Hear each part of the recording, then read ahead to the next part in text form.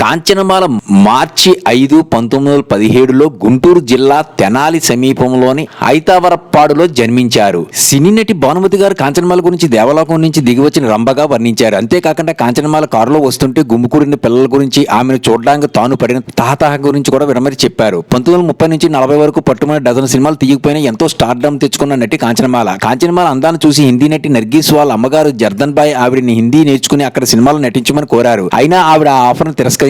అలాంటి కాంచనమాల 1941లో జెమిని వాసన్ అనే నిర్మాతతో అయిన గొడవ వల్ల 4 ఏళ్లు సినిమాలకు దూరం కావాల్సి వచ్చింది. వాసన్తో చేసుకున్న అగ్రిమెంట్ వల్ల ఆవిడ వాసన్ సినిమాల్లో మరియు బయట నిర్మాతలకు ఇద్దరికి పనిచేయలేకపోయారు. వాసన్ కూడా తన కోరిక తీర్చమని బలవంతం చేసేవాడు. అదే సమయంలో ఆవిడ భర్త కూడా చనిపోవడం వల్ల ఆవిడ మతిస్థిమితం కోల్పోయి తన సొంతూరైన తెనాలి వెళ్లి అక్కడే చుట్టాల ఇంట్లో ఉండి జనాలు ఎవరితోనూ కలవకుండా 40 ఏళ్లు ఉండి చివరి కాలం చేశారు. కాంచనమాల 1981 జనవరి 24న మద్రాసులో ఈ లోకాన్ని వదిలి పరలోకానికి చేరారు. లైక్, సబ్స్క్రైబ్ చేయండి.